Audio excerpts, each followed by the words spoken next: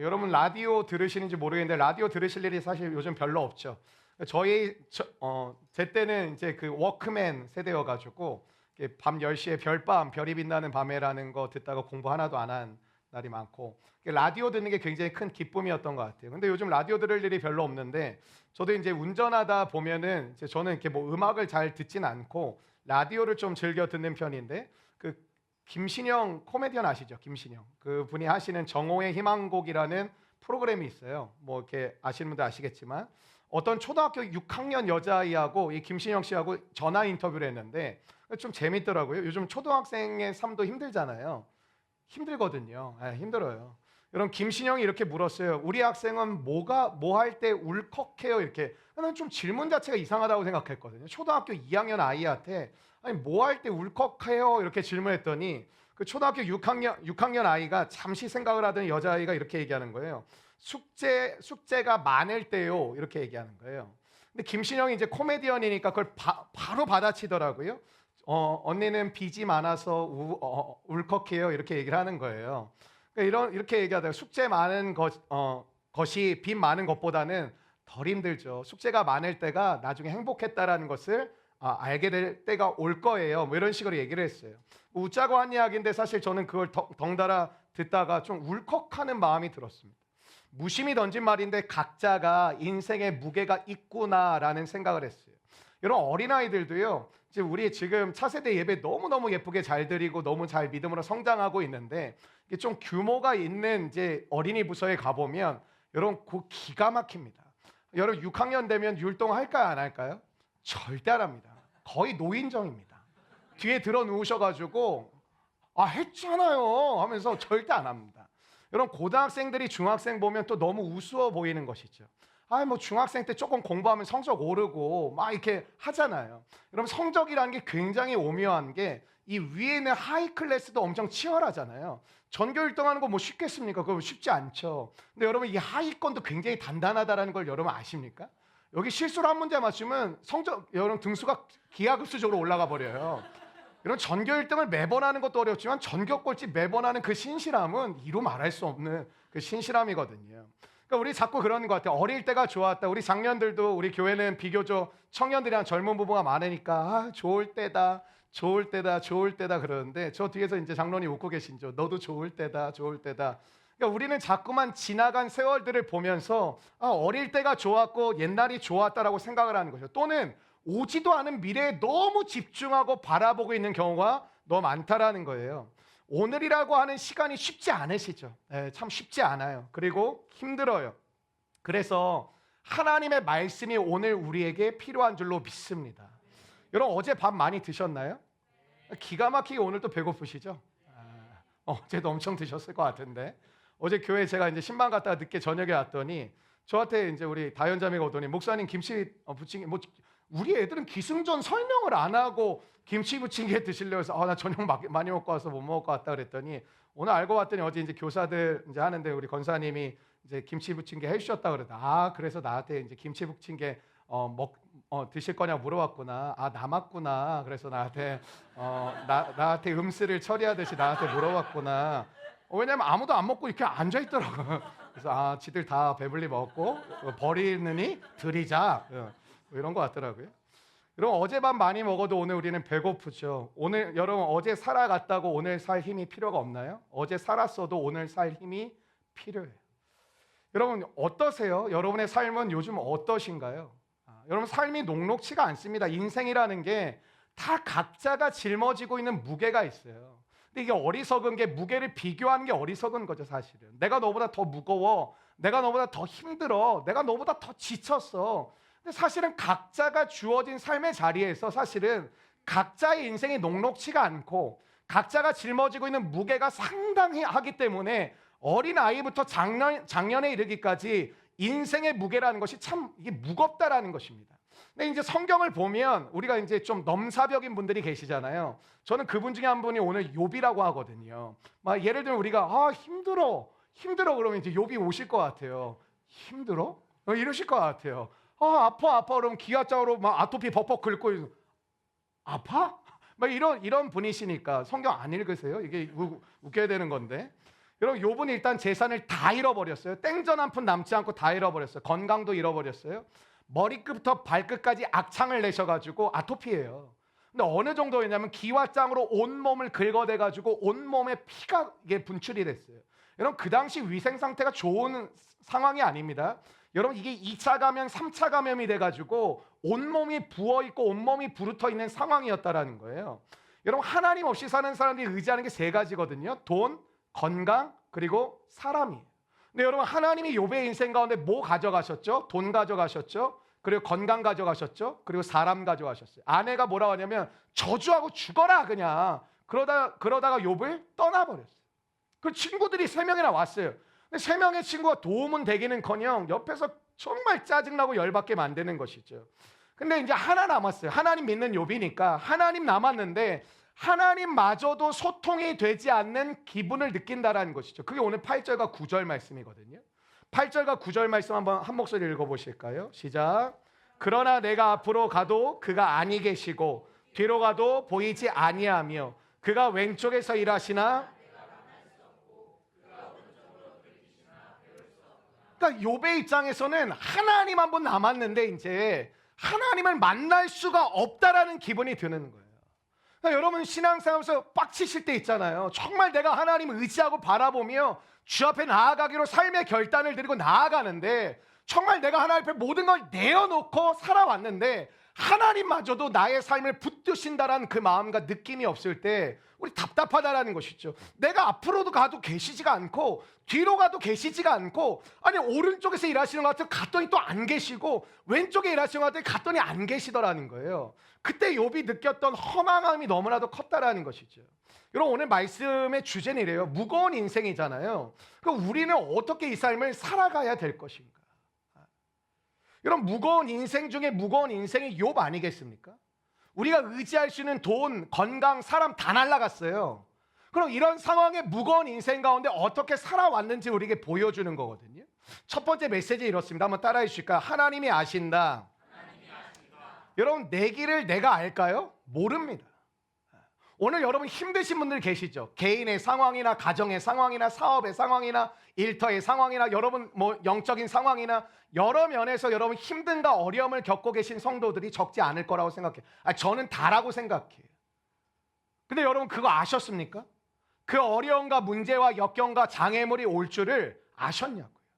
사실 우리가 당하고 나서 아는 경우가 많지 대부분은 잘 모릅니다. 오늘 메시지는 되게 클리어하고 간단해요. 나는 모른다. 한번 따라해. 나는 모른다. 하나님이 아신다. 여러분 내가 나의 인생을 내 생각대로 살고 싶지만 내 인생의 길을 압니까? 몰라요. 여러분 나도 모르고 가족도 모르고 친구도 모르고 아무도 몰라요. 여러분 저희 아내가 저랑 결혼할 때 제가 전도사였거든요. 목회자였죠. 그러니까 저희 아내가 저랑 결혼할 때 목회자인 줄은 알고 결혼했습니다. 근데 몇 년 뒤에 개척교회를 할 거라고 생각을 했을까요? 나도 생각이 없고 나도 계획이 없었는데 우리 아내가 어떻게 알았겠어요? 근데 우리 아내한테 개척하려고 때 난 이 날이 올 줄 알았어. 하나님 내게 말씀하셨다고. 뭐 이렇지 않죠. 여러분 마이크 타이슨이 한 명언 중에 전 늘 가슴 깊이 새기고 있는 게 있는데 누구나 그럴듯한 계획이 있다. 처맞기 전까지는. 정말 와닿죠. 근데 상상 마이크 타이슨한테 한 대 쳐맞으면 계획이 아무 소용이 없구나. 여러분 사람은 계획을 세우죠. 계획을 세운다는 전제가 뭘까요? 내가 안다라는 거예요.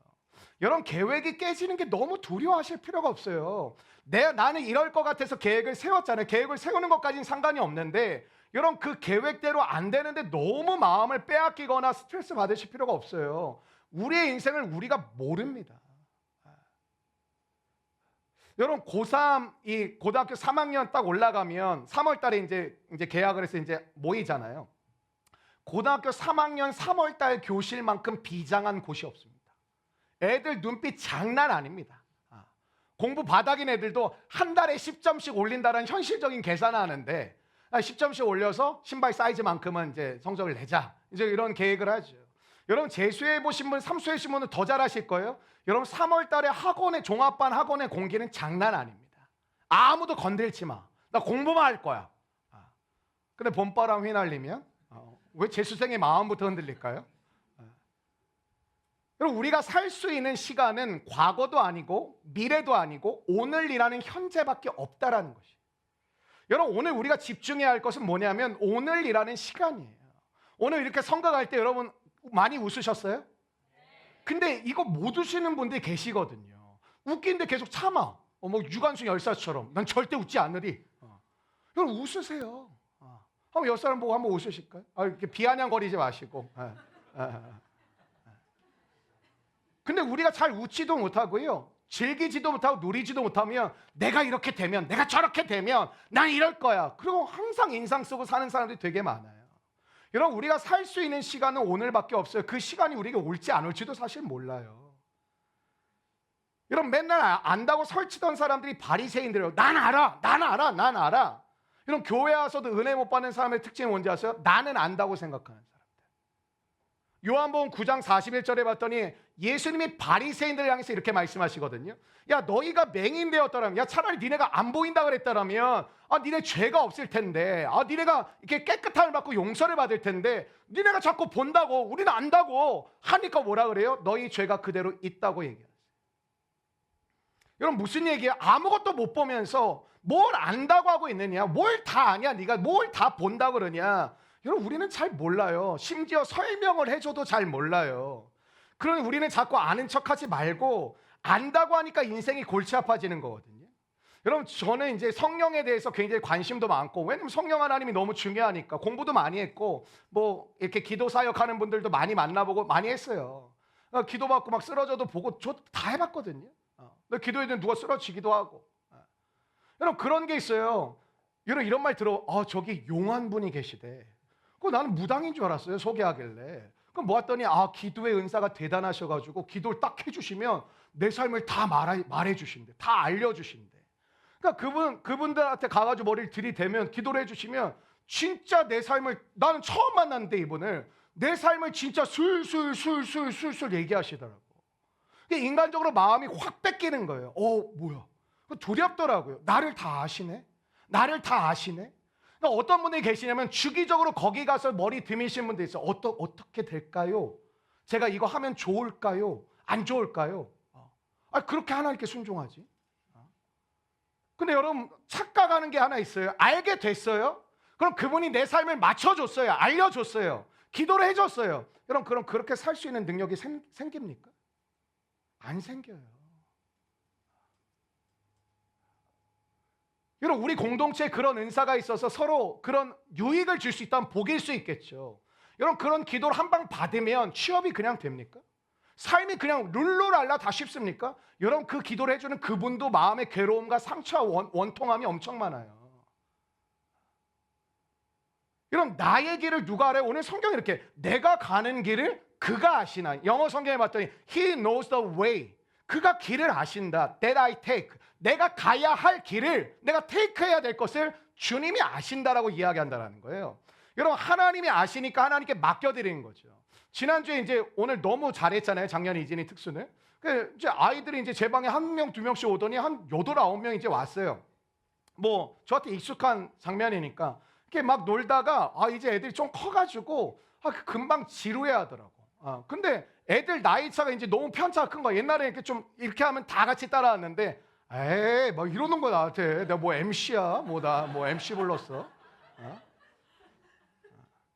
그럼 이거 참, 얘 애들이 이제 범위가 커지니까 얘한테 맞추면 또 얘가 너무 어렵고, 얘한테 맞추면 얘가 또 너무 유치하게 느끼고, 되게 어렵다 그래서 그럴 때는 이제 먹이는 게 최고거든요. 슈퍼가 있어. 근데 요즘 애들이 또 정말 부유하구나 느낀 게, 옛날에 저희 때는 아이스크림 먹으려면 뭐 선생님 사랑이요 안기고 난리 장난 아니었거든요. 떡볶이 먹으려면 예수님처럼 모였고, 햄버거 사주신다면 성령님이 임재하셨거든요. 근데 아이스크림 먹으면 전 괜찮아요 이러는 거예요. 3명이. 실명을 거론하지 않겠습니다. 그리고 진짜 똑똑한 한 명이 나타났어요. 나 음료수 사다 줘. 그것도 자기 형한테 부탁을 하더라고. 나 음료수 뭐 좋아하는지 알지? 그거 사다 줘. 그래서 내가 기가 막혀가지고, 너 안 가? 응. 왜 안 가? 제가 갖고 올 거. 근데 얘가 또 착해. 가자마자 동생의 그 정말 아브라함 같은 마음으로 그 맹랑으로, 너 음료수 마시게. 아니요, 동생 갖다 줄래. 기가 막히더라고요. 근데 이제 사왔는데 우리 또 감사하게 슬기 선생님이 만나가지고 내가 이거 다 애들 못할 거야. 왜냐면 주아가 이제 또 끼기 시작했어요.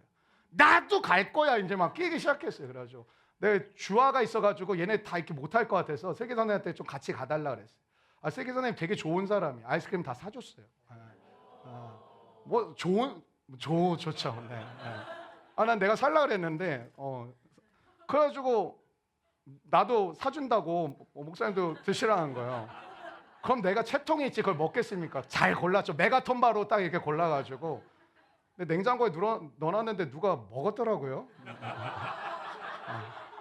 CCTV 설치하려고 내가 지금 계획하고 있어요. 슬기 선생님 어디 있어요? 못 먹었어요. 근데 이제 애들한테 저는 이제 질서를 가르치거든요. 애들한테 이제 계산하고 나면 애들이 막 빨리 먹고 싶어가지고 그러잖아요. 아니 교회 갈 때까지 안 먹을 거야. 근데 가는 내내 계속 얘기해. 누군 먹고 싶다. 조용히 하고 빨리 가자. 그래요. 이제 가서 올라왔는데 이제 밑에 알파방에서 애들 쫙 앉혀놓고 있는데 애들의 특징은 간단하더라고요. 그냥 맡기더라고요. 자기들이 이제 막 하는데 딸 수 있는 애들 있고 못 따는 애 있잖아요. 진짜 목사님을 정말 그 공간에 300번을 더 목사님 이거 따주세요. 목사님 잠깐만 따주세요. 막 이러더라고요. 나중에는 다니가 이렇게 막 먹다가 이렇게 손을 드는 거예요. 다나 그랬더니 딱 나 이렇게 쳐다보는 거예요. 그래서 내가 다 먹었어 그때 이러는 거예요. 그래서 알았어 정리할게요. 네. 정리하고 내가 여러분이 하면 내가 할 것 같아요? 목사님 뭐 안 하죠.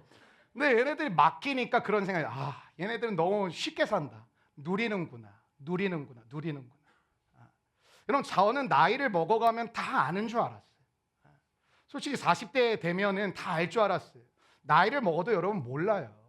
생각해보세요. 여기 있는 50대, 60대, 70대가 왜 걱정하고 왜 염려하고 왜 두려워하겠냐고요. 아니 알면 뭐하러 두려워하겠냐고요. 여러분 나이를 먹는다고 해서 이게 알 수 있는 게 아니에요. 근데 자꾸 사람들은 거예요. 난 안다고 나는 뭐 자꾸 안다고 그러고 왜 그런지를 또 따지시는 분들 되게 많죠. 이게 왜 그런지 나는 찾을 거야. 이유를 찾을 거야. 여러분 그러면 인생이 복잡해집니다. 누가 알아요? 한번 따라해요. 주님이 아십니다. 여러분 주님이 여러분의 이름도 아시고요. 여러분의 길도 아시고요. 여러분의 가정과 여러분의 삶의 모든 것을 아시는 줄로 믿습니다. 여러분 그러므로 인생이 복잡하면 복잡해서 할 건 딱 하나밖에 없어요. 우리가 할 수 있는 게 말씀을 듣는 거예요. 그분의 음성을 듣는 거예요. 여러분 내가 판단한다고 쉬워지나요? 더 복잡해요. 더 꼬여요. 하나님의 음성을 듣고 말씀을 듣고 그분을 따라갈 때 여러분의 인생에 귀한 은혜가 임할 줄로 믿습니다. 11절 말씀 한번 같이 읽어보실까요? 11절 말씀인데요. 11절입니다. 시작. 내 발이 그의 걸음을 바로 따랐으며 내가 그의 길을 지켜 치우치지 아니하였고. 여러분 인생의 혼돈과 고통과 아픔이 올 때마다 여러분 붙드셔야 될 건 하나밖에 없어요. 한번 따라해 줄까요? 하나님의 말씀을 붙듭시다. 여러분 전투기 파일럿들이 훈련받는 것 중에 가장 중요한 것 중에 하나가 뭐냐면 계기판을 신뢰하라는 거예요. 여러분 이게 뭐 민항기는 그냥 쭉 가지만 전투기는 막 그 작전에 따라서 막 뒤집었다 폈다 막 별짓 다 하잖아요. 근데 이 전투기가 뒤집어 순간 쭉 가다 보면 이게 순간적으로 바다와 땅을 하늘과 땅을 헷갈린대요. 근데 그때 자기의 경력이나 감각을 의지하지 말고 무조건 계기판을 믿고 무조건 계기판이 지시하는 곳으로 가라는 훈련을 계속 받는데, 왜냐하면 사람이 자기도 모르게 자기의 의지대로 한대요. 여러분 그럼 어떻죠? 그거에 대한 대가는 우리가 이루 말할 수 없는 상상하기도 싫은 엄청난 것이 되겠죠. 여러분 우리의 인생의 계기판은 딱 하나예요. 주의 말씀이에요. 여러분 인생이 왜 복잡한지 아세요? 이 소리 저 소리 다 듣고 계셔서 그래요. 교회 오면 말씀도 들었다가 나가면 또 세상의 소리도 들었다가 또 뭐 이렇게 투자해라, 이렇게 돈 벌어라, 또 이렇게 하는 게 좋다, 이렇게 하는 게 편하다, 온갖 얘기를 다 들으니까 여러분의 삶 가운데 정작 어디로 가야 될지를 잘 몰라요. 여러분 이런 생각을 해봤어요. 왜 인생 사는 게 이렇게 복잡할까? 하나님 우리 사랑하시고 우리에게 이 세상을 주셨는데 아니 왜 이렇게 인생 사는 게 복잡할까? 좀 단순하고 쉬우면 얼마나 좋지 않을까? 근데 저는 이런 결론이 나오던데요. 인생이 복잡한 이유는 사랑하기 때문에 그래요. 무슨 말이에요? 여러분 사랑 안 하면 복잡하질 않아요. 법대로 하면 돼요. 잘못했어? 감옥에 집어넣어. 잘못했어? 벌해. 잘못했어? 쟤 때려. 이런 끝나는 문제예요. 근데 사랑하기 시작하면 골치 아파요. 이게. 여러분 옛날에 판관 포청천이라는 그 중국 드라마가 있었거든요. 제가 중국 드라마 중에 유일하게 본 게 이거거든요. 이게 아세요 혹시? 개작두를 데려가라 이거 몰라요? 선극 다음번에 저도 껴주세요. 그러니까 판관 말 그대로 이렇게 검사, 변호사, 검사 같은 판사 같은 역할인데 막 잘못하고 그러면 포청천한테 데리고 오는 거예요. 이거 몰라요? 가이펑 유펑 이거 몰라요? 우리 안에 이 노래 되게 잘하는 다음 주 특순 부탁드립니다. 근데 누가 막 잘못한 놈 데리고 끌고 와가지고 포청천 앞에 딱 세우면 여기 초승달을 이렇게 한 이 얘기 이렇게 그러니까 이게 간단해요. 용작두, 호작두, 개작두가 있는데 쉽게 얘기하면 주일성수를 안 했습니다. 안 했어? 용작두를 대령하라. 섬기지 않고 있습니다. 개작두를 대령하라. 그게 무슨 말이에요? 죽인다는 뜻이에요. 여러분 사랑이 없으면 법대로 하면 오히려 되게 쉽습니다. 정의는 무엇인가라는 게 우리나라를 한번 휩쓸었었죠. 여러분 정의를 논할 때 사랑을 빼면 정의는 되게 쉬워요. 원인과 결과만 밝히면 돼요. 근데 여러분 거기에 사랑이 들어가면 정의란 무엇인가가 되게 어려워져요. 분명 죽여야 되는 게 맞고 분명 감옥에 가둬야 되는 게 맞는데 사랑의 관계 가운데 들어가면 이게 딱 그렇게 정리가 되지가 않아요. 여러분 오늘날 교회의 문제는 뭡니까? 그 누구도 사랑 때문에 아파하고 있지 않다라는 거예요. 여러분 사랑해서 아파 보셨어요? 그리스도인은 오늘도 사랑 때문에 아파하는 사람들이거든요. 여러분 저는 성향이 개인주의라 저는 함께하는 걸 별로 안 좋아해서 저는 좀 과격하게 표현하면 여러분 구원 받았는지 돌아보셔야 돼요.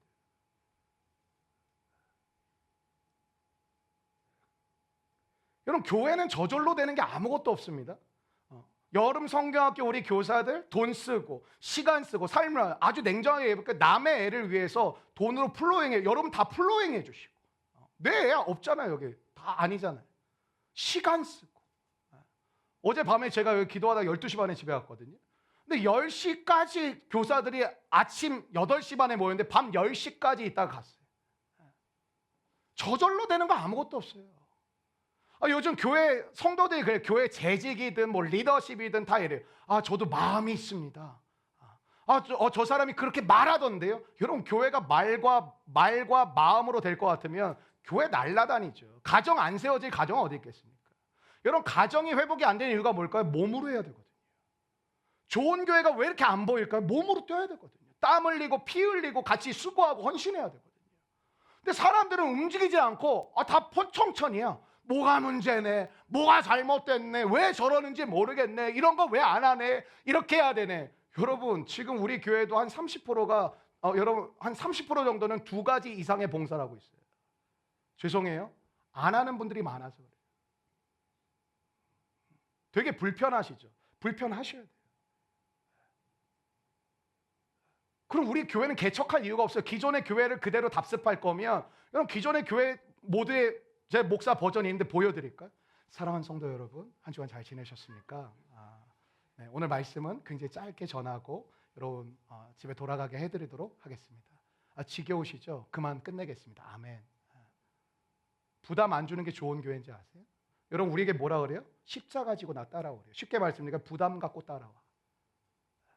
어디서 들으시고 어디서 배우신 거예요? 부담 없는 교회가 좋고 나를 자극 안 하는 교회가 좋다고. 여러분 성경은 초장부터 얘기해요. 너 구원받았어? 그럼 십자가 지고 나 따라. 여러분 교회 리더십들과 재직들 뿐만 아니라 모든 성도들이 우리가 그리스도의 몸을 이루잖아요. 그럼 우리가 뭐예요? 그 부담감을 가지고 각자를 부르신 삶의 자리에서 우리가 함께 이루어갈 때 여러분 교회는 폭발적으로 일어날 수밖에 없고 가정은 회복될 수밖에 없어요. 근데 다 말로 하는 거예요. 마음만 있다고 항상 해요. 저도 마음이 있습니다. 저도 그런 마음이 있습니다. 여러분 마음으로 세워질 것 같으면 여기 교회 아무도 오실 필요 없어요. 그냥 저절로 되겠죠. 여러분 직장도 마찬가지예요. 여러분 이직하는 거 나쁘다는 거 아니에요. 근데 여러분 좋은 직장을 찾아다니시면 여러분의 인생이 피곤해지는 거예요. 여러분을 통해 그 직장이 좋아지기를 주의 이름으로 축원합니다.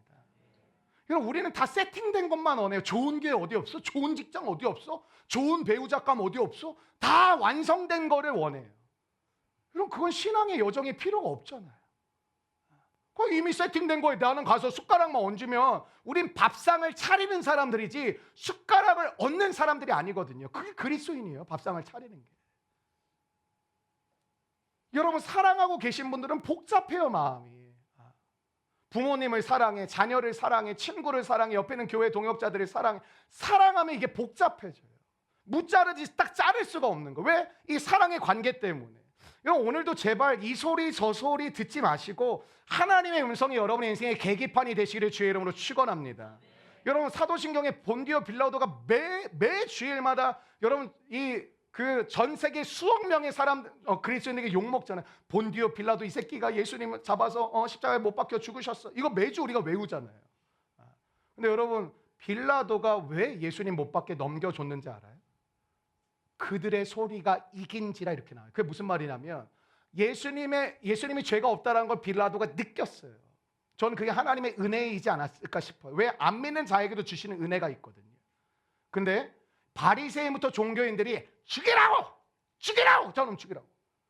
근데 그 소리가 빌라도의 마음을 이겼어요. 여러분 우리는 지금 가만히만 있어도 여러분 가만히 있는 법을 모르시죠? 청년분들은 무언가 들어야 돼, 꽂아야 돼. 무조건 뭐 공부라든 뭐라든 무조건 뭘 들어. 심지어 혼자 자취하시는 분들 밤에 TV 틀어놓고 주무시는 분들 계시죠? 백색 소음 없으면 잠 안 오셔가지고. 여러분 우리는 가만히 있어도 수없이 많은 것이 듣고 있거든요. 근데 여러분 그 중에 굉장히 불필요한 것도 많아요. 들어야 될 것을 들으셔야 돼요. 여러분 오늘 우리가 이렇게 단체 티 입었잖아요. 우리가 단체 티 입고 이렇게 함께 하고 있잖아요. 물론 안 입으신 분들 이해하겠습니다. 근데 다음 주엔 안 입고 오셔도 됩니다. 뭐 다음 주에 또 뭐 입고 오시지 말고. 이게 어려운 게 아니에요, 사실. 아까울 수 있어요. 이게 10,000원 정도 하니까. 근데 여러분 그런 적 있지 않으세요? 둘이 가서 3개 시켰는데 남아가지고 그냥 버리고 오는 거. 여러분 그런 거에 비하면 이거 돈도 아니에요. 근데 이게 큰 게 아니잖아요. 같이 참여하는 거. 근데 여러분 그 참여와 참여하지 않음은 굉장히 많은 다름을 만들 수 있어요. 예를 들면 이런 거예요. 아니 우리 아빠 그런 사람이 아닌데 오늘 외식이나 할까? 그럼 이런 거 아내부터 갑자기 안 하던 짓 해? 뭐 죽으려고 그래요? 뭐 이러고 싫어 나 안 먹어. 여러분 그러면서 교회 와가지고 가정이 회복되길 원합니다. 이렇게 기도하면 이게 맞겠습니까? 하나님 저를 세상의 소금으로 써주십시오. 근데 직장만 가면 조금 더 손해 안 보고 조금 더 피해 안 보고 조금 더 내가 더 하고 싶지 않은 마음으로 살고 있는데 여러분을 통해 하나님의 빛과 소금이 드러나겠냐고요. 두 번째는 그래서 이런 메시지를 주시는 거예요. 한번 따라해 주실까요? 하나님의 선하심을 신뢰하라. 13절 14절 말씀 한번 같이 읽어보실까요? 13절 14절입니다. 시작. 그의 뜻이 일정하시니 누가 능히 돌이키랴. 그의 마음에 하고자 하시는 것이면 그것은 행하시나니 그런즉 내게 작정하신 것을. 여러분 하나님께서는 최종적인 승리를 주시는 분인 줄로 믿습니다. 여러분 우리는 그것을 신뢰하는 거예요. 그냥 하나님 잘해주시겠지가 아니라 아니 하나님이 선한 길로 나를 이끄셔 라는 것을 신뢰하는 거예요. 하나님이 내게 복을 주셔 그걸 신뢰하시는 거예요. 여러분 어린 자녀가 부모를 신뢰하는 모습은 뭐예요? 부모를 믿는 거예요. 여러분 여러분에게 여러분의 자녀가 아닌 키즈들이 안긴다 그랬을 때 여러분을 신뢰하는 거예요. 여러분 애들 아무한테나 안 안깁니다. 근데 여러분에게 안긴다, 어딜 가자고 하는데 함께 간다, 움직인다, 그건 여러분을 굉장히 신뢰하는 거예요. 여러분 하나님을 신뢰하지 못한 이유가 있더라고요. 이런 거예요. 과정을 이해를 못하겠어요. 여러분 집마다 그런 거 있지 않습니까? 엄마들은 자녀들을 이렇게 양육하시면서 사람이 먹을 수 있는 건가 싶을 것을 주실 때가 있어요. 저는 아직도 이렇게 제가 트라우마가 있는데 제가 이렇게 비린 맛을 별로 안 좋아하거든요. 근데 굳이 따지자면 상처이지 않을까 이런 생각을 했던 적이 있어요. 여러분 이런 이런 거 드셔보신 적 있습니까? 그러니까 내가 봤을 때 우리 어머니가 너무 단순하게 생각하신 거 아닌가 싶은데 칼슘의 왕 멸치, 칼슘의 음료 우유 그걸 섞어. 이건 거의 고문입니다. 너 예수 믿을 거야? 믿을 거야? 이거 마셔. 또 믿는 너? 한 잔 더 마셔. 근데 멸치도 갑니다. 우리 아들이 목 넘김이 불편할까 봐 갑니다. 음식은 갈면 향이 진해집니다. 뭐 엉해요? 뭐 내가 먹었는데. 그리고 250ml에 거의 그 가루를 넣습니다. 그럼 그때부터 동생과 서로 눈빛을 주고 너부터 마셔. 너부터 마셔. 근데 이게 건강하다고 생각을 하시니까 우리한테 뭐 기쁜 얼굴로 주시는데 우린 전혀 기쁘지 않습니다. 그나 성악할 것도 아닌데 갑자기 어디서 들으셨는지 갑자기 날달걀을 먹으라는 겁니다. 날달걀을 내가 그거 왜 먹습니까? 근데 우리 집은 약간 공산당이었습니다. 의견이 잘 통하지 않았어요. 이거 왜 먹냐고. 근데 옆에 아버지가 드시는 모습을 보니까 나도 처음 먹어야 되겠구나 그런 생각했습니다. 아버지 이렇게 똑똑하고 계시길래 눈치가 굉장히 빨랐거든요. 제 동생도 눈치가 빨라가지고 같이 먹더라고요. 이게 맛있다고 생각하고 맛이 없는데 맛있다고 생각하고 먹으면 어떻게 합니까? 근데 여러분 이 과정이 이해가 안 되는 거예요. 하나님의 인도하심이랑 똑같아요. 하나님도 하나님 왜 이렇게 맛없는 거 먹으라 그래? 하나님 왜 나한테 말도 안 되는 길로 자꾸 인도하시는 거예요? 우리 과정이 이해가 잘 안 돼요. 하나님이 우리를 이끄실 때 막 이게 좋은 거. 근데 여러분 세상은 어때? 아주 여러분의 입맛을 당기는 것들, 여러분의 온 온몸을 자극하는 것들을 여러분에게 던져주죠. 그러니까 이게 유혹이 되는 거예요.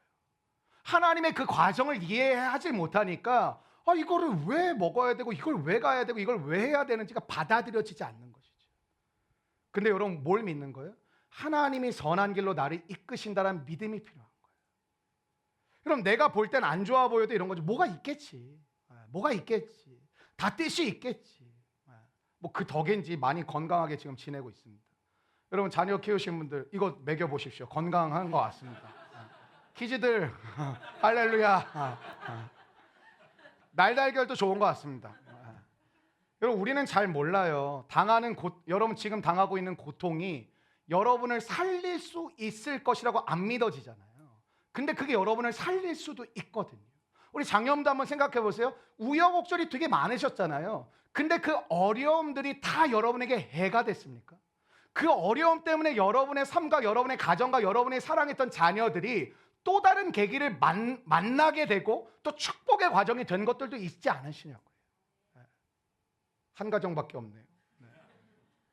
우리는 하나님을 믿고 신뢰하는 거지 일일이 다 내가 해석하는 게 아니에요. 여러분 신앙은 능력으로 사는 거라 그러죠. 저도 그런 말 되게 많이 들었거든요. 목사님 능력의 종이 되십시오. 능력 받아서 목회하십시오. 좋은 말이죠. 근데 내가 그 말을 곰곰이 잘 들어보고 뉘앙스를 봤더니 성령의 은사와 능력을 받아가지고 내가 능력을 보여주는 거예요. 그럼 사람들은 모이거든요. 제가 봤을 때 교회 같지 않은 교회에 모이는 교회들이 있어요. 왜? 그게 보이니까. 근데 성경에서 말하는 건 그게 아니라는 거예요. 능력으로 서라는 게. 성경에서 말하는 능력으로 살라, 능력으로 서라, 능력으로 담대하라는 건 뭔지 아세요? 모든 상황 속에서 하나님을 신뢰하라는 거예요. 그게 하나님의 능력이에요. 내가 어떠한 상황에 있든지 어떠한 일을 당하든지 모든 상황 속에서 하나님을 신뢰하는 거예요. 여러분 하나님의 나라에는 쓰레기통이 없다라는 말을 들어보셨어요? 하나님 나라에는 버릴 게 없다라는 거예요. 우리가 봤을 때 이건 별로고 저건 안 좋은 것 같지만 하나님이 보시기에는 하나님은 악도 사용하시고 질병도 사용하세요. 여러분 저는 이게 목회를 하면서 얼마나 아픈 우리 성도들 많이 만났겠습니까? 제 병원 진짜 많이 다녔는데 뭐 의사인가 싶을 정도 병원 진짜 많이 다녔거든요. 여러분 근데 진짜 신기한 게 설교를 100편 해줘도 졸고 듣지도 않던 사람이 질병에 딱 당하더니 하나님의 말씀을 듣는 태도가 완전히 바뀌는 것을 한두 번 본 게 아니에요. 그럼 그 사람이 겪는 질병이 꼭 나쁘다고만 말할 수 있겠습니까? 그럴 수 없다라는 거예요. 여러분 바로 왕이 이스라엘 백성들을 어마어마하게 핍박했잖아요. 근데 생각해 보세요. 핍박이라는 건 나쁜 거지만 핍박이 없었으면 이스라엘 백성들이 이집트에서 나왔을까요? 무려 430년을 산 땅입니다. 여러분 내가 이 동네에서 20년 정도 살았어. 그럼 잘 안 움직이려고 그래요. 그냥 그 동네가 익숙하고 그 동네가 편하고 내가 잘 아니까 잘 안 움직이려고 그래요 우리는.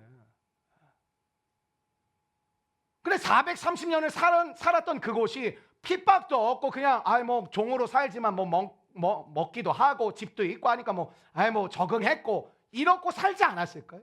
우리는 그런 거 아니 하나님 있는데 왜 핍박을 줘? 하나님 있는데 왜 어려움을 줘? 아니 하나님 있는데 왜 이런 힘듦을 그것도 4년도 아니고 43년도 아니고 430년을 줘? 근데 여러분 그 핍박이 없었다면 이스라엘 백성들은 나오지 않았을 거예요. 여러분, 우리는 자꾸 아는 척을 하는데 아는 척하지 말고 주님을 의지해야 돼요. 여러분, 인생의 짐이 무거울 때마다 우리 선포하길 원해요. 하나님, 내게 승리를 주실 줄로 믿습니다. 하나님, 내게 좋은 것을 주실 줄로 믿습니다. 여러분, 선포하세요.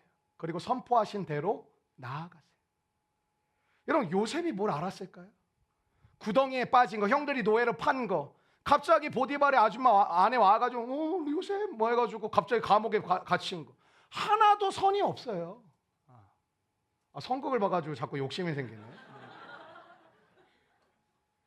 형민이가 너무 강력하게 도전이 돼가지고. 여러분, 아무것도 아닌 존재가 바로왕 앞에 서게 만드시고 나중에 하나님이 사용하시죠. 그걸 이렇게 나중에 요셉이 표현해. 창세기 45장 5절에 보면, 당신들이 나를 이곳에 팔았다고 해서 근심하지 마소서, 한탄하지 마소서. 하나님이 생명을 구원하시려고 나를 당신들보다 먼저 보내셨나이다. 여러분, 요셉처럼 우리의 인생도 최종 승리가 주어질 줄로 믿습니다. 끝까지 주님을 신뢰하는 거, 그게 신앙입니다. 여러분, 믿음 생활하는 거 딴 거 아니에요. 뭐 주면 있다고 뭐 안 주면 하고, 이게 아니라 모든 상황 속에서 하나님을 신뢰하는 법을 배우는 거예요. 여러분, 세 번째 마지막 메시지 한번 따라해볼게요. 하나님 믿고 걸어가라. 너무 잘 아시는 말씀이겠지만 10절 말씀 한번 같이 읽어보실까요? 10절 말씀입니다. 시작. 그러나 내가 가는 길을 그가 아시나니 그가 나를 단련하신 후에는. 여러분, 순금이 되어 나오려면 용광로에 들어가야 되는데, 용광로는 좋은 곳 아니겠죠, 우리가 느껴지기에. 근데 그것은 뭐예요? 우리의 모든 불순물을 태우는 곳이. 그러니까 좋은 곳이죠, 사실.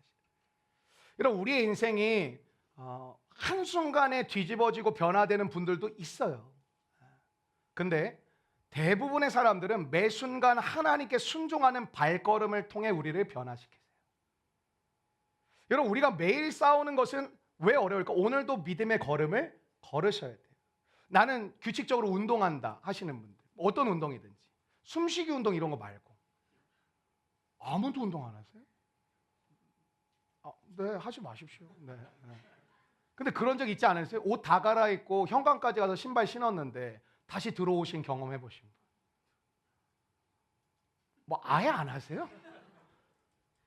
설교 어떻게 해야 되지? 여러분, 김영길 씨라고 있는데, 이분이 지은 책 제목이 되게 재밌어서 저는 이 책을 좀 보게 됐는데, 누우면 죽고 걸으면 산다. 성경 말씀 같죠. 누우면 뭐라고 하죠, 성경에서? 빈곤이 도적같이 온다고. 좀 더 눕자? 잘하시네요. 네. 아시는 대로만 사시면 되겠네요. 네. 근데 이분이 강원도 인제 방태산이라는 곳에서 한약방을 했어요. 한약방을 하는데 이분에게 굉장히 많은 사람들이 어느 시점부터 몰려오기 시작했어요. 이분이 뭐 잘 낫게 한다고 하면서. 근데 어떤 사람들이 왔냐면 온갖 질병을 가진 사람이 다 오는 거예요. 말기암 환자부터 피부병, 뭐 온갖 피부병, 간질병, 온갖 정신병 있는 사람들이 이분한테 몰려와가지고 나 좀 낫게 해주십시오 이러는 거예요. 근데 이분이 한 일은 약을 줘서 뭐 이렇게 뭐 치료도 해주고 이것도 있었지만, 궁극적으로 뭐냐면 그 방태산에서 사람들이 막 몰려왔잖아요. 사람들 이끌고 그냥 산을 여기저기 걸어 다녔다라는 거예요. 근데 진짜 신기한 게, 많은 사람들이 그것을 통해서 회복이 되어가기 시작했다라는 거예요. 그 누우면 죽고 걸으면 산다는 책이 제가 알기로는 5권까지 나왔거든요. 근데 이게 다 어떤 이야기냐면 간증집 같은 거예요. 그렇게 나음을 받고 회복을 받은 분들의 이야기를 기록한 거거든요. 근데 저는 이 책을 보면서 무슨 생각이 드냐면, 이런 생각이 들었어요. 부딪히라는 거예요. 부딪히라. 여러분, 영적으로 성장하지 않은 사람 되게 간단해요. 새벽에 일어납시다. 뭐야? 부딪히자는 거예요. 그럼 새벽에 나오면 피곤할까요? 안 나오면 피곤할까요? 둘 다 피곤합니다.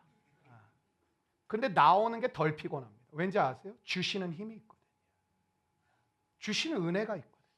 주시는 말씀이 있거든요.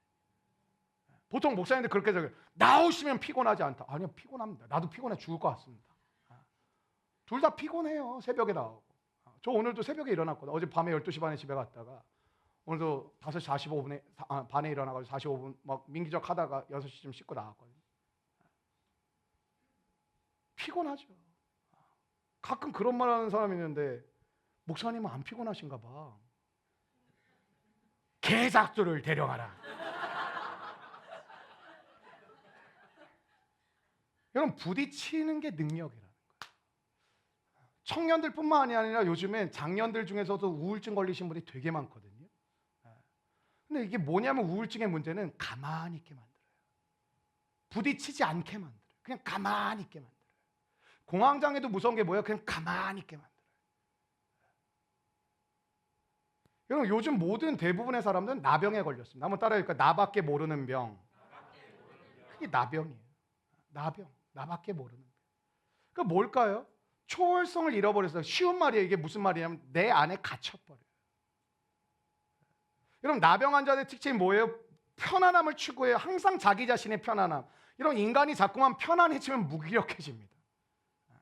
그거 아세요? 무기력해져요.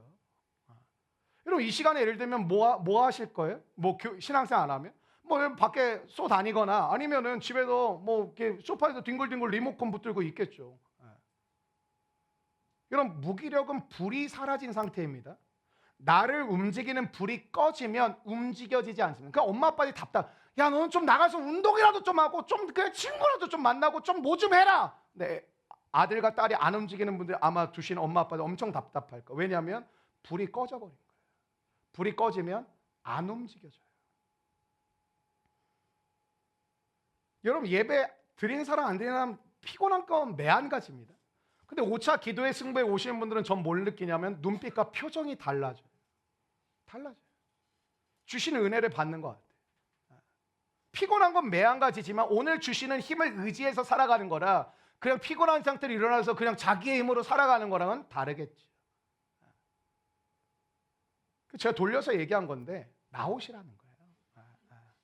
한번 인사하니까 기도의 승부 안 나오세요? 제가 안 나오시면 제가 서영주 보낼 겁니다.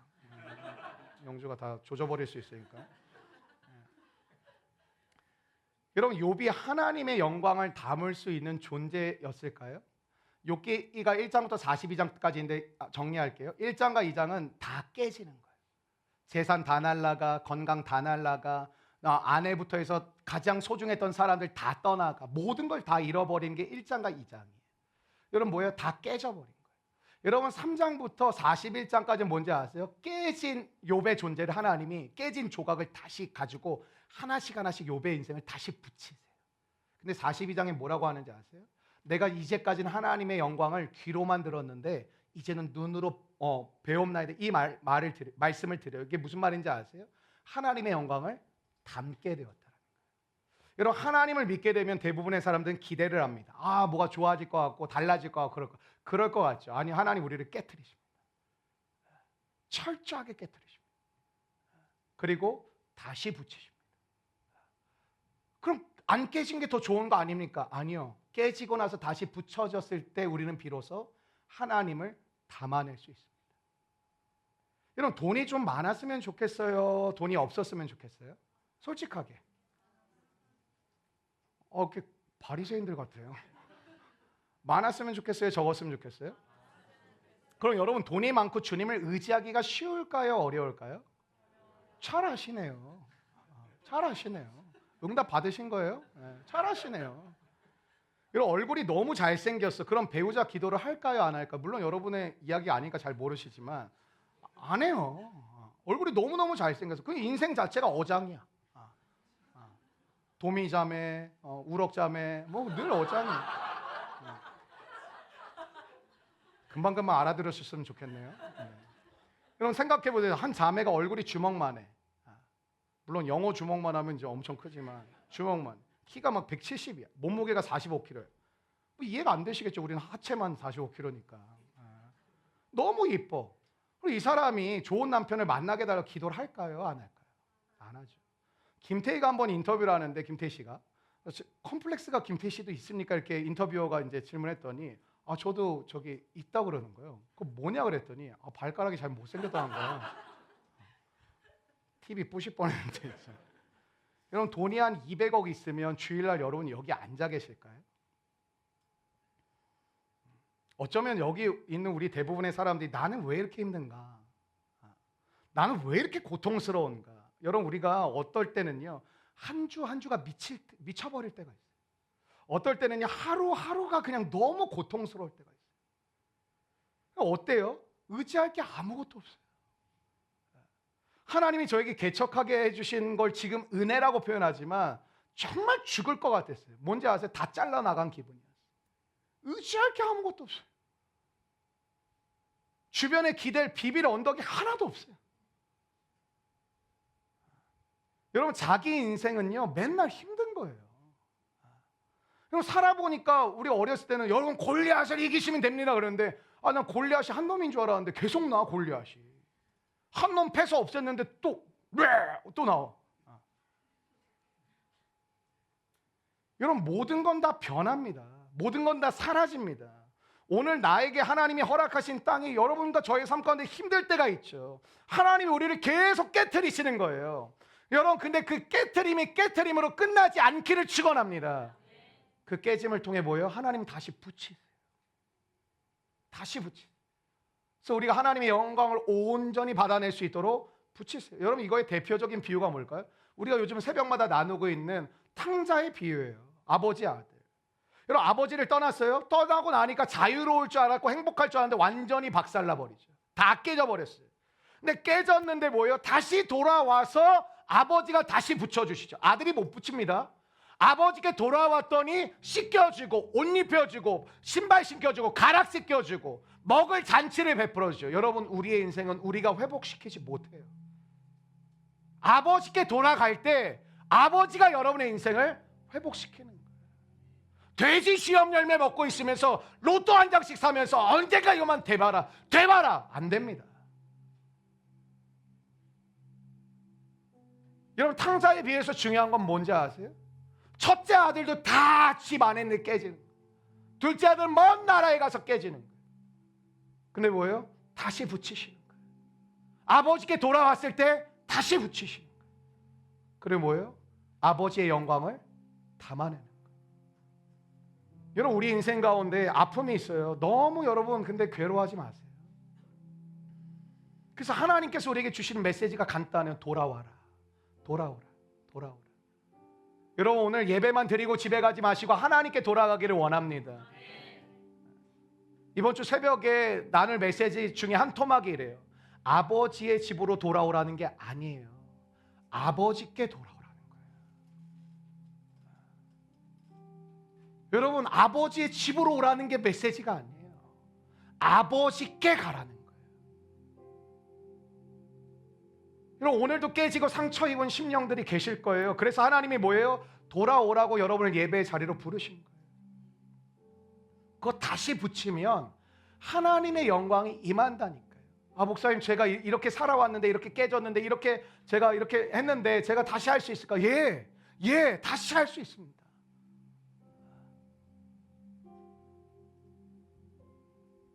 여러분, 인생이 무겁죠. 그러나 인생을 멋지게 살 수 있는 방법이 있어요. 첫 번째 뭐래요? 나는 몰라요. 내가 가는 길을 그가 하신다. He knows the way that I take. 내가 취해야 할 것을 그분만 하신다. 근데 왜 우리가 하나님을 믿죠? 하나님의 선하심을 믿는 거예요. 그리고 여러분, 영적 무기력증 가운데 이제 우리가 회복되기를 주의 이름으로 축복합니다. 왜 성령 받아야 되는지 아세요? 불이 꺼졌어요. 여러분 심령 안에 불이 꺼졌다고요. 되게 심각한 거라고요. 되게 급박한 거라고요. 여러분의 심령에 불이 꺼지면 여러분, 내가 안 하는 것처럼 느껴지죠? 아니요, 안 움직여지는 거예요. 여러분은 내가 지금 쉬고 있다고 생각하시죠? 아니요, 몸이 말을 안 듣는 거예요. 살아있는 교회가 뭐겠어요? 여러분, 그냥 말씀 잘 듣고 기도 잘하고 그거 살아있는 교회 아니에요. 여러분 안에 꺼진 불이 회복되는 은혜가 임할 줄로 믿습니다. 그럼 뭐예요? 움직여지는 거예요. 부딪히기 시작하는 거예요. 사랑하는 청년들, 여러분이 살아갈 세상이 적어도 사회적으로 활동할 시간이 적어도 20년 30년이잖아요. 근데 여러분, 한 5년 안에 바짝 땡겨가지고 몇십억 벌고 난 은퇴하고 내가 하고 싶은 거 살 거야. 여러분, 그거 주의 뜻 아니에요. 돈을 많이 주셔도 그렇게 사는 건 주의 뜻 아니에요. 주님은 우리가 이 세상 가운데 소금 녹아 들어가라, 부딪히라는 거죠. 빛이 되어라, 거기 가서 서 있으라는 것이죠. 왜 안 될까요? 교회마다 불이 꺼졌어요. 말씀의 불이 꺼졌어요. 기도의 불이 꺼졌어요. 순종의 불이 꺼졌어요. 그러니까 다 삐그덕삐그덕 하는 거예요. 그걸 돌리려고 목회자들은 돌아가면 선신 예배 할 겁니다. 수요 예배도 대표 기도자 세울 겁니다. 그러니까 교회가 안 돌아가는 거예요. 거기 나오는 성도들도 그냥 체면상 그냥 사람들 이목성 주보에 이름이 들어갔으니까 어쩔 수 없이. 여러분, 그 기도가 무슨 의미가 있고 무슨 영광이 있고 무슨 뜻이 있겠어요? 그 직분이 무슨 의미가 있겠어요? 왜 그럴까요? 불이 꺼진 거예요. 불이 꺼진 거예요. 그러니까 맨날 하는 얘기가 저도 마음은 있습니다. 또 누가 얘기해줘. 그분 막 그렇게 하고자는 말하시던데. 여러분, 말과 마음으로 될 것 같으면 이미 다 뒤집어졌죠. 근데 왜 손과 발이 안 움직일까요? 다 핑계예요. 불이 없는 거예요. 내가 하나님의 영광을 위해 뛰겠다는데, 교회 물론 덕이 돼야 되고 서로 질서 가운데 해야 되지만 내가 하나님의 영광을 위해 뛰겠다는데 그걸 듣고 믿음의 동역자들이 하지마 그럴까요?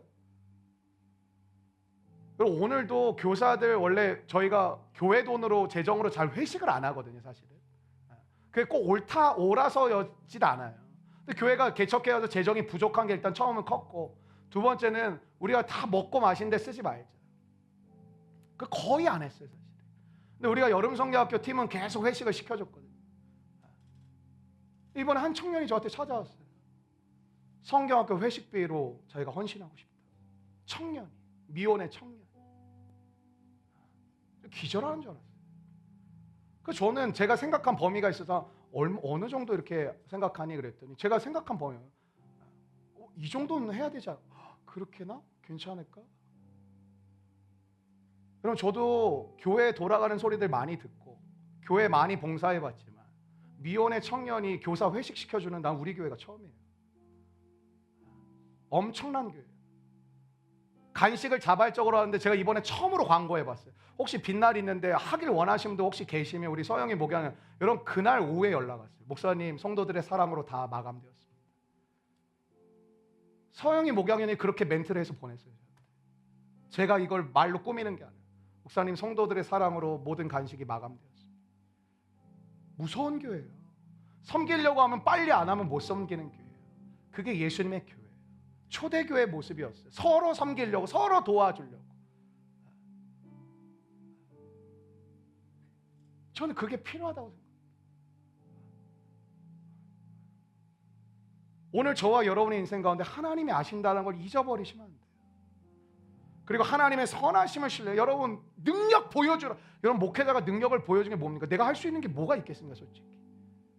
능력 있는 목회 뭔지 아세요? 내가 모든 상황 속에서 하나님을 신뢰하는 거예요. 그래서 성도들이 나를 보고 저렇게 믿는 거구나.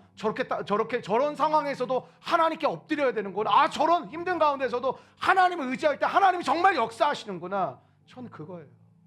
제가 할 수 있는 이런 고작 표지판 정도. 너무 한국교회 스타 목사가 많아요.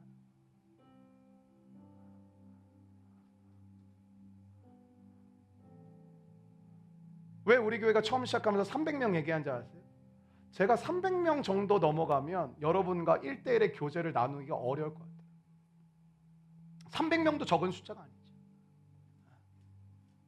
가끔 우리 성도들이 다른 사람한테 우리 교회 작은 교회인데, 작은 교회라고 생각하세요? 여러분, 100명 넘어가는 교회가 한국교회 몇 교회나 있을 것 같으세요? 수천 명, 수만 명 교회를 하도 매스컴에서 많이 봐서 되게 많을 것 같죠. 그리고 우리 교회인이 지금 115명이거든요. 상위 20%예요. 25%. 대부분 30명, 50명. 작은 교회 아니에요. 작다라는 틀 안에 여러분을 가두지 마세요. 이제 우리는 하나님의 뜻을 나누고 실천해야 되는 교회예요.